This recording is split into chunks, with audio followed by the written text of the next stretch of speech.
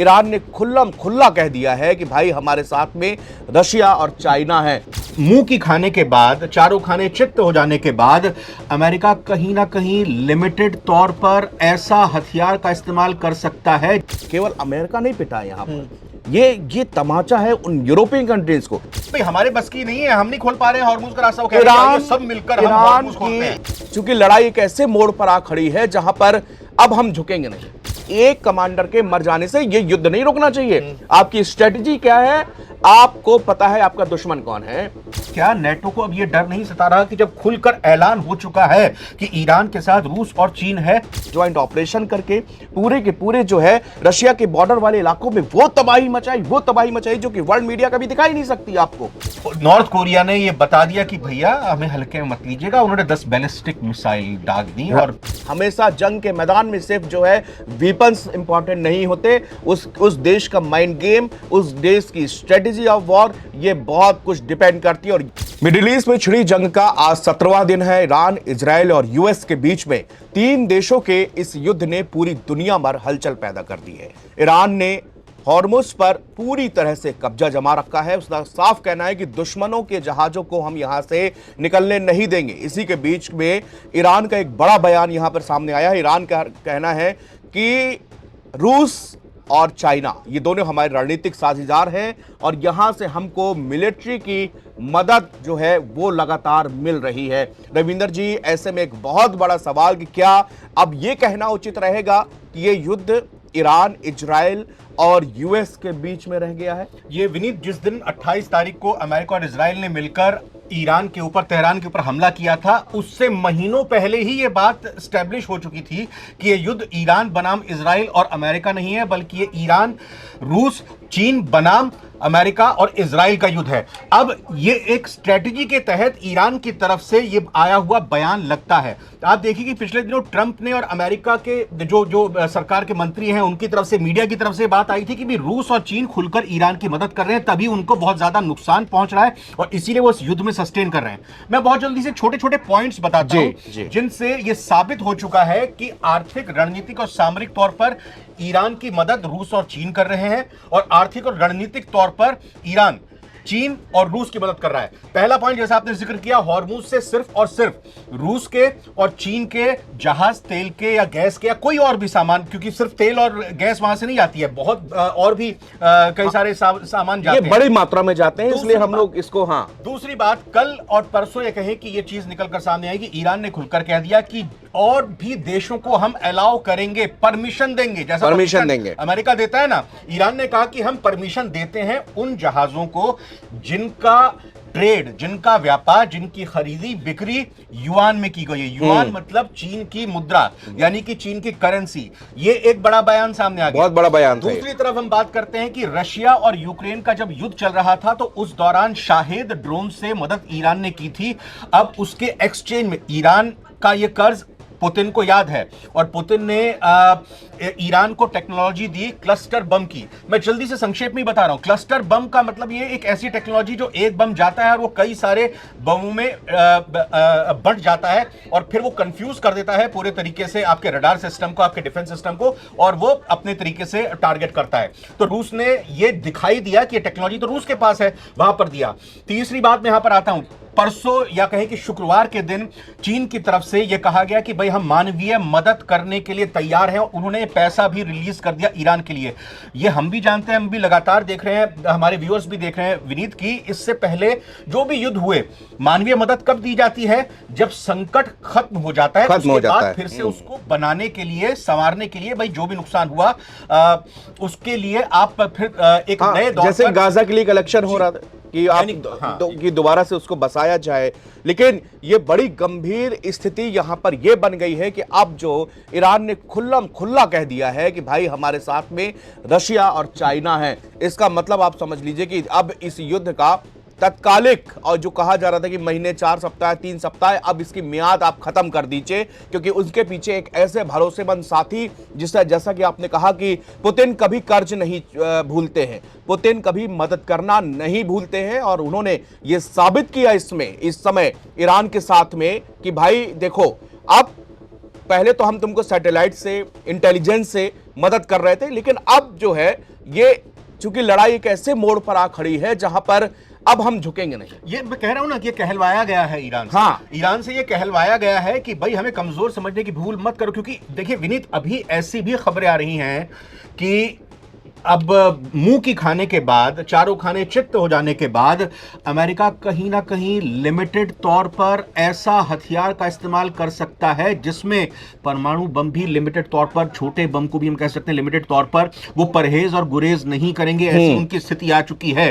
तो इस लिहाज से अब ईरान ने बता दिया है कि मेरे साथ चीन और रूस खड़े हुए हैं, हिम्मत है तो करके। रविंदर जी, इस समय पूरी तरह से अमेरिकी राष्ट्रपति डोनाल्ड ट्रंप जो हैं वो हताश हैं, वो निराश हैं, और उनको अब कोई ऐसी कोई सीढ़ी नहीं दिख रही जिसमें चढ़ तो गए हैं और उतनी रफ्तार से वो उतर तो जाएंगे, लेकिन दुनिया को मुंह क्या दिखाएंगे। और उन दोषों को जब तक जिनको अपनी गीदड़ भभकी दे रहे हैं, इसके साथ साथ केवल अमेरिका एक्सपोज नहीं हुआ है, पूरा यूरोप एक्सपोज हुआ है। मदद मांगी ना अमेरिका ने, जैसा भी डिस्कस कर रहे थे। नाटो से कह रहा है, नाटो से हेल्प मांगी है। किस नाटो से हेल्प मांगी है? आइए आप हॉर्मुज में अपने जहाज लेकर आइए सभी। और मेरे साथ अपने भी जहाजों को अटैक करवाइए।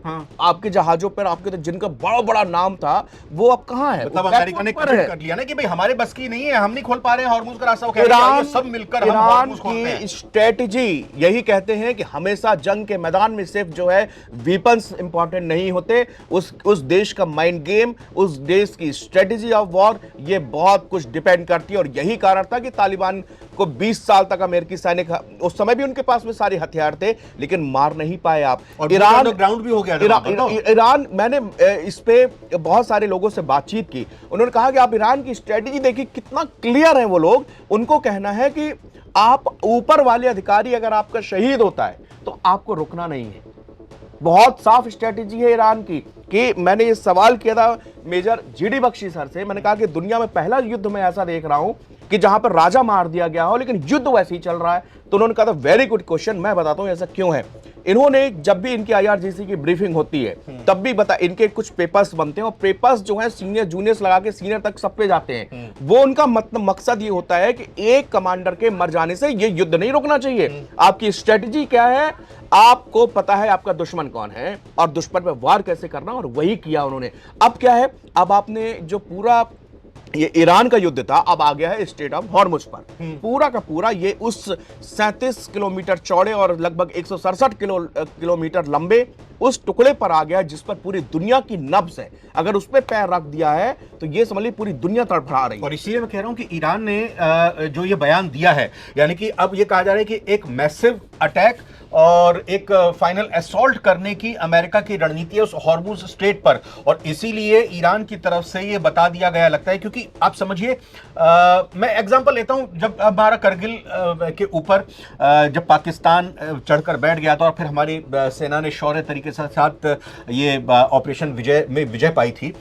टाइगर हिल रणनीतिक और सामरिक तौर पर इतनी महत्वपूर्ण पोजीशन थी क्योंकि टाइगर हिल पर बैठा हुआ पाकिस्तान का फौजी और जो भी उनके पाले पोसे हुए आतंकी थे, उनकी नजर न सिर्फ सियाचिन, उनकी नजर न सिर्फ हमारा जो कश्मीर से लेकर जो पूरा रास्ता जो लेह की तरफ जा रहा है उस पर थी, बल्कि वो पूरी जो रसद आती थी उस तक पर उसकी नजर थी, और इतनी ऊंचाई पर थी जो बहुत ही पहुंचना मुश्किल था। तो टाइगर हिल को कब्जाना बहुत मुश्किल था। तो इसी लिहाज से स्ट्रेट ऑफ हॉर्मुज एक ऐसी स्ट्रेटेजिक पोजीशन है जिस पर ईरान का अभी कब्जा है, और उसको जब लग रहा है कि अमेरिका और इजराइल की तरफ से कुछ किया जा सकता है और फिर शायद हमें नुकसान पहुंच जाए, तो उन्होंने बता दिया कि कुछ करोगे तो फिर हमारे साथ ईरान के साथ चीन और रूस खड़ा हुआ है। हालत खराब है, हालत केवल अमेरिका ही खराब नहीं है।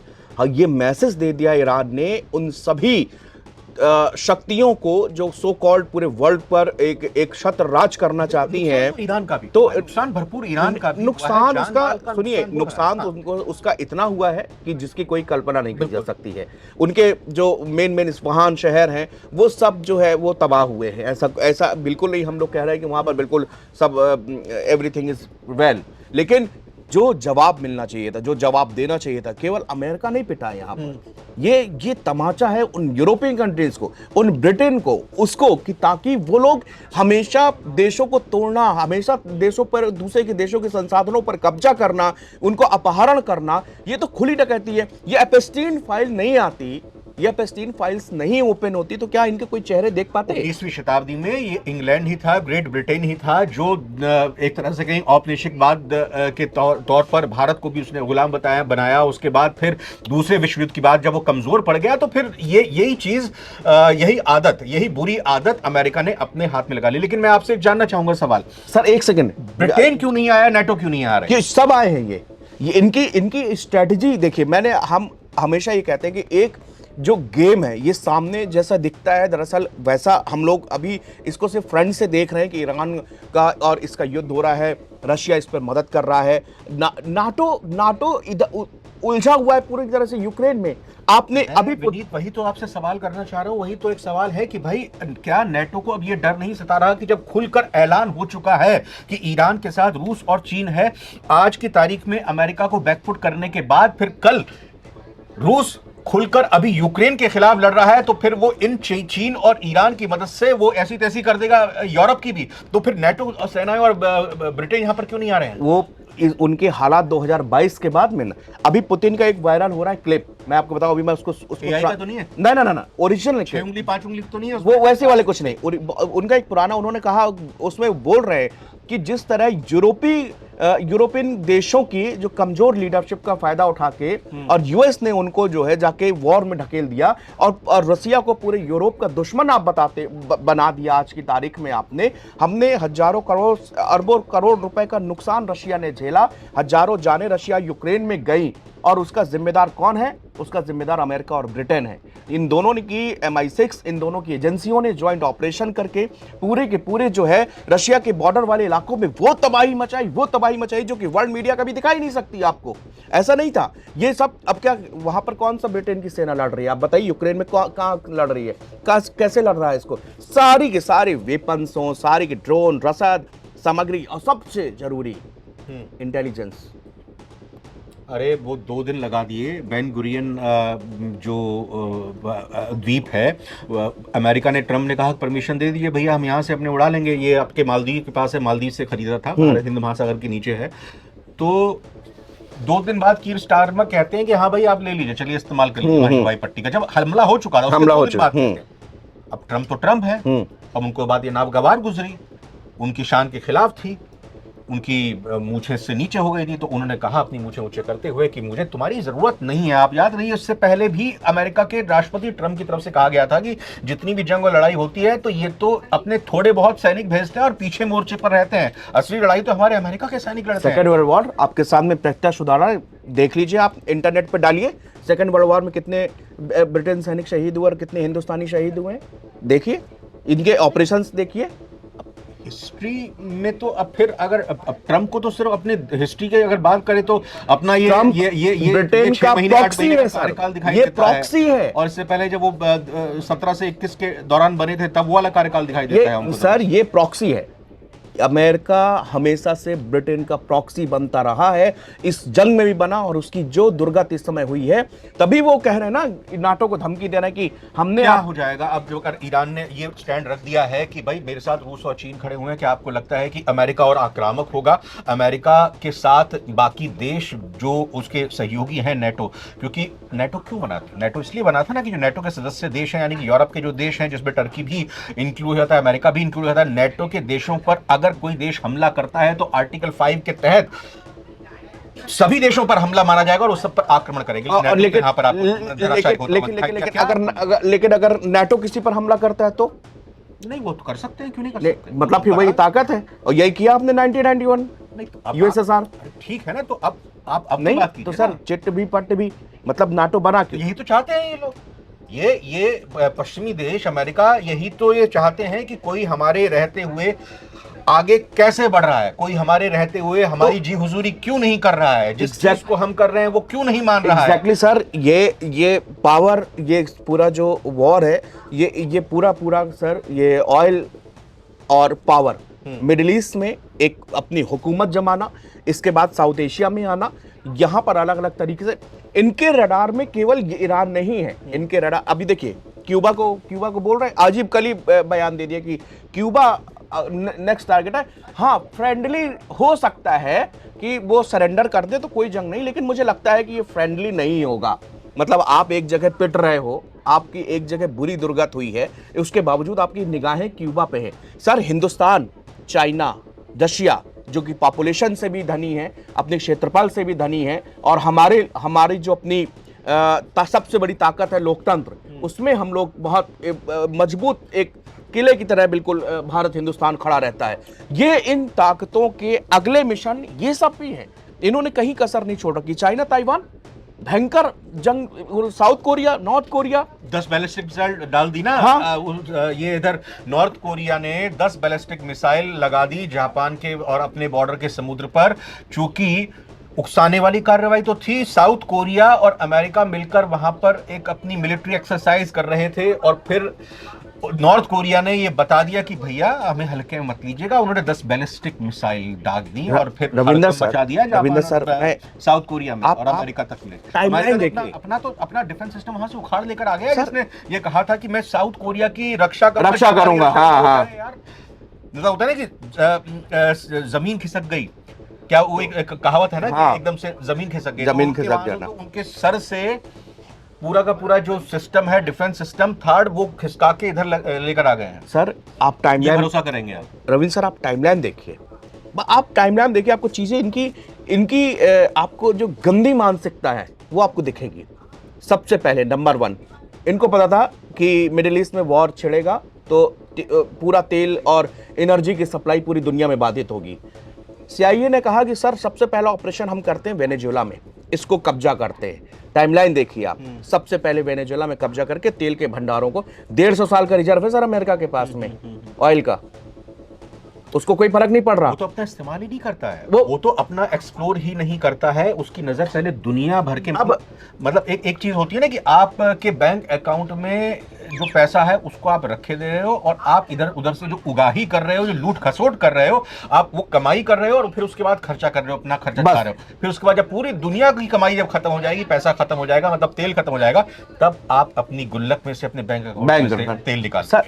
और देखिए सेकंड, अब एक हो गया टाइमलाइन में, पहला 3 जनवरी को, 3 और 4 जनवरी के दरमियान आपने एक अपहरण किया, एक संप्रभु देश के राष्ट्रपति को आपने वेनेजुएला से आ गए। फिर अब दूसरी बात, अफगानिस्तान को उधर भिड़वा दिया, पाकिस्तान अफगानिस्तान को। आज उस वॉर की कहीं चर्चा है? भयंकर नुकसान है, दोनों तरफ से भयंकर जो है गोले बारूद चल रहे हैं। इधर आप आ गए, अब आ जाइए उधर, उनको उलझा किया कि चलो ठीक है, अब पाकिस्तान ना इधर बोल पाएगा ना ये आपस में भिड़े रहो।